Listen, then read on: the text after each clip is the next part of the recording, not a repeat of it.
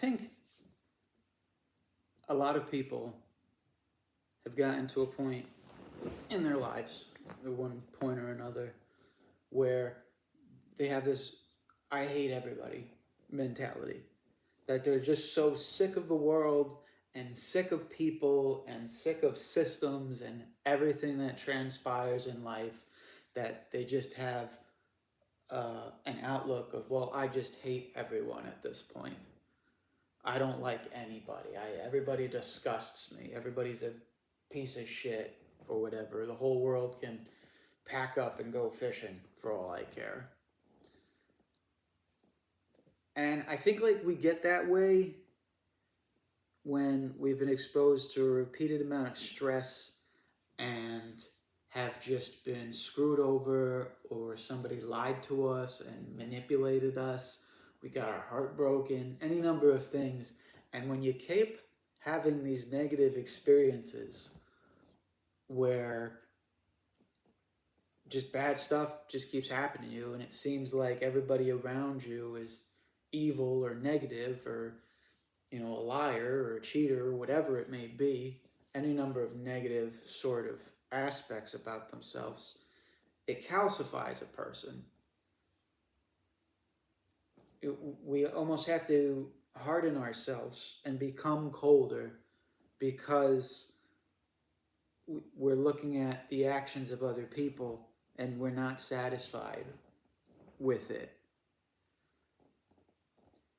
We look at everybody as stupid or naive or foolish or just a waste of space. And that's the mentality of somebody that hates everybody, right? You can't find any good in anybody, right? If you say that you hate everyone.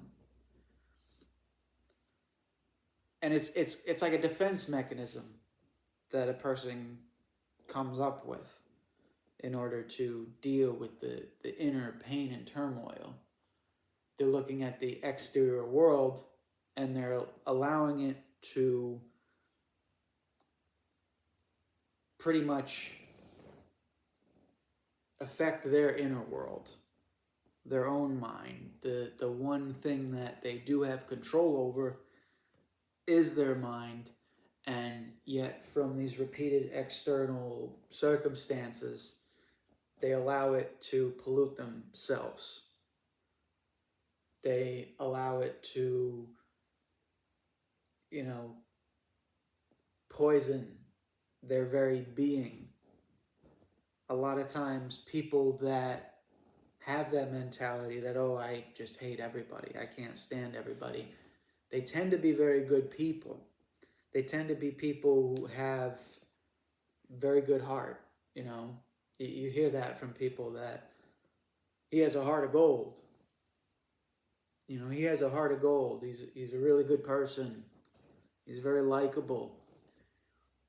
And I think that those are the people that get affected the most, are the ones that have a sense of some sort of moral code, some sort of expectation of how life should be. And when they don't see that in others, the best thing for them to do is to harden, to become cold. And sometimes they turn almost into the very thing that they dislike, the actions of other people that they dislike. And you can see a big personality shift in people that were good and they were pure of heart, and then they've been kicked around so many times and screwed over. That's just like, well, screw it then. I'm just going to hate everybody.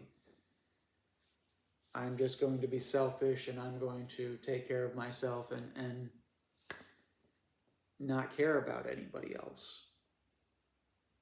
And on an individual level, that's somewhat normal, to take care of yourself, to not worry about what other people are doing. That's how you survive. However, it doesn't mean that you need to change your whole personality. It doesn't mean that you have to stop being who you are. There's an old saying of remain true to yourself, to thine own self be true. Despite the external circumstances, despite what life may throw at you, you have to remain intact.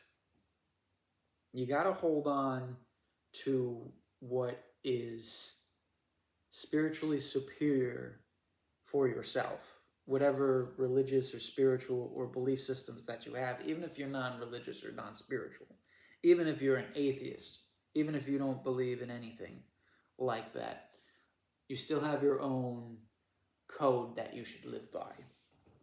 And everybody has this code and set of beliefs that they should stick to, that they should believe in. And I think that's difficult for people. I think it's very difficult for people to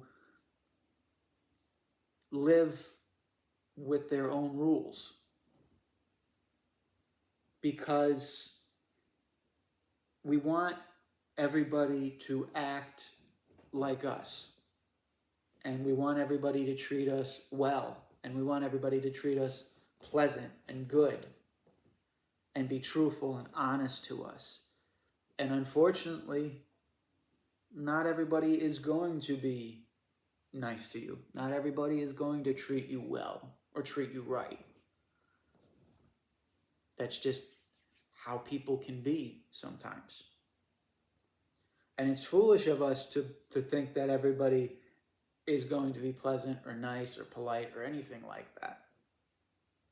Now, just because other people act with negative attributes about themselves is no reason why you have to follow suit.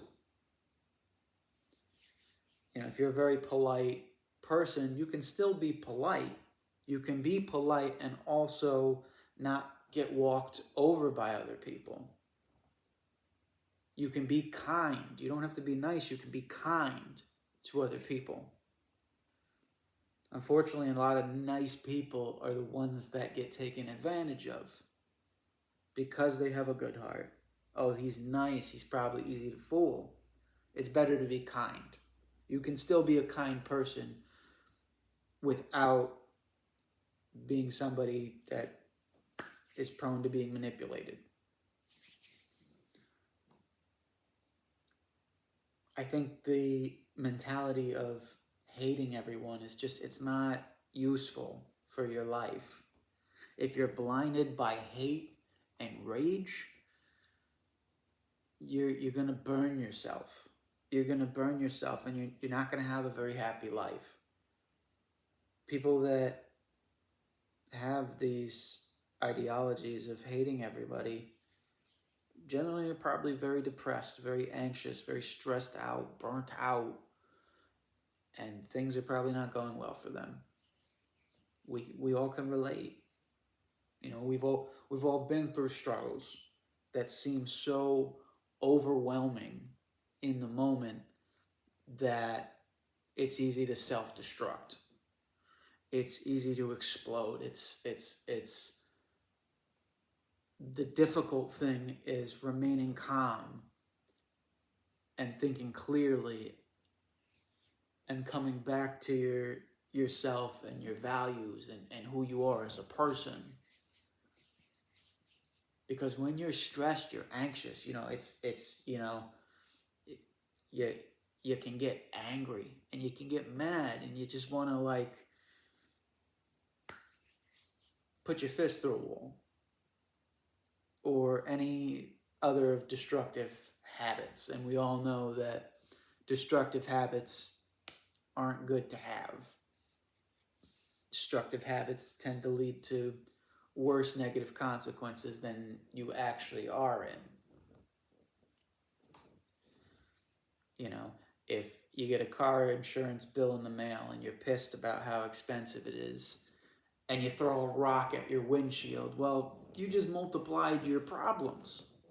Now you got the car insurance bill to pay, and you got to, you know, pay to get your windshield repaired. You made the problem worse by how you acted. So maybe we need to find ways to calm down a little bit and not get so angry. Anger can be a destructive force, and it's normal to get angry. However, what you do with that anger will dictate your momentum. You know, do you take that anger and go destructive, or you take that anger and put it into something that's good for you?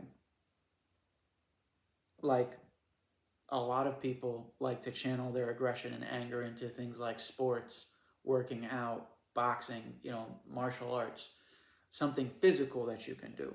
That's why it's a good recommendation to work out, exercise in some capacity, journal, write your feelings and emotions down. Some people sing, some people rap, some people, it's even better to take a pillow and scream into it than to do something destructive with your anger.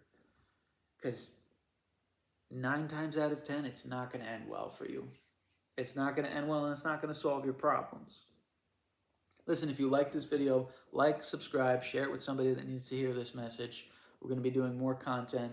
I took a little bit of a hiatus for personal reasons, but we got more videos coming. Stay tuned. We'll see you on the next one.